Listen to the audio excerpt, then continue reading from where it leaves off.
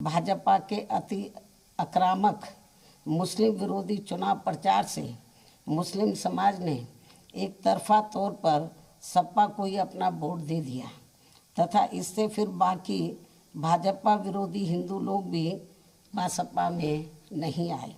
और यदि ये सभी लोग इन अफवाहों का शिकार ना हुए होते तो फिर यूपी का चुनाव परिणाम कतई भी ऐसा नहीं होता जैसा कि हुआ है। और अब समय बीत जाने के बाद ये लोग दोबारा से ज़रूर पछताएंगे। लेकिन इससे ये स्पष्ट है कि मुस्लिम समाज का वोट यदि दलित समाज के साथ मिल जाता, जैसा कि बंगाल के चुनाव में टीएमसी के साथ मिलकर भाजपा को धराशायी करने का चमत्कार परिणाम दिया था, तो फिर वैसे ही परिणाम यहाँ भी दोहराए जा सकते थे। साथ ही ये लोग हमेशा इस तथ्य को ऐन वक्त पर भूल जाते हैं कि केवल बीएसपी ही यूपी में भाजपा को सत्ता में आने से रोक सकती है, सपा नहीं। इनकी इसी गलत सोच का ही ये नतीजा है कि भाजपा फिर से सत्ता में वापस यहाँ आ गई है।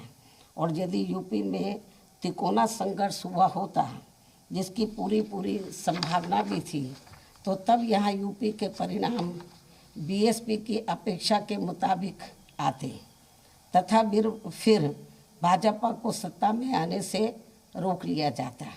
अर्थात कुल मिलाकर मुस्लिम समाज बीएसपी के साथ तो लगा रहा, किंतु इनका पूरा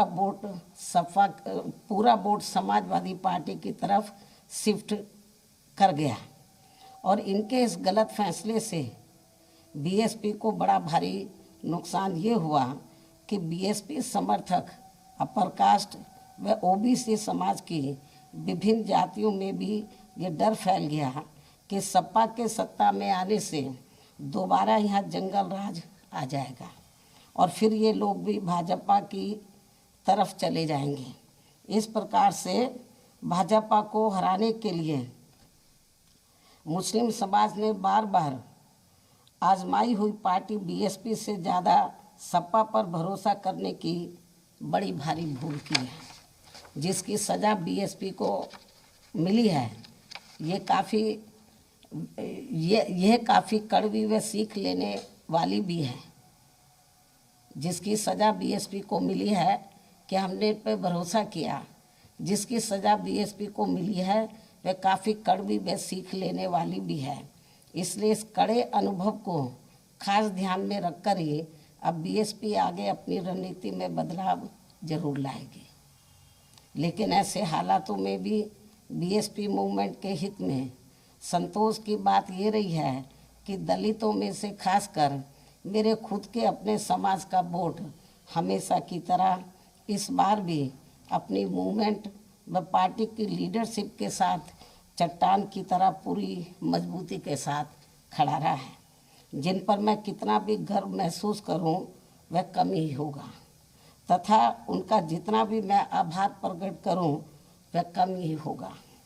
और अब मेरी उन सभी से ये भी अपील है कि उन्हें अपना मनोबल बिल्कुल भी नहीं गिरने देना है, क्योंकि बाबा साहब के अनुयायी कभी भी अपनी हिम्मत नहीं हारते हैं तथा वे अपना संघर्ष लगातार जारी रखते हैं। सफलता फिर एक दिन झक मारकर हमारे कदम जरूर चूमेगी। हमें बाबा साहब के कारवा को न रुकने देना है न झुकने देना है। साथ ही हमें ये भी मानकर चलना चाहिए कि अब बुरा वक्त ख़त्म होने वाला है, क्योंकि पूरा खून पसीना बहाने के बावजूद भी जो यूपी का इस बार परिणाम आया है तो उससे बुरा और क्या हो सकता है। अर्थात पार्टी के लोगों को निराश व हताश कतई नहीं होना है और अपने स्वाभिमान व मूवमेंट की सफलता के लिए पहले की तरह ही पूरे जी जान से पार्टी के कार्य में लगे रहना है।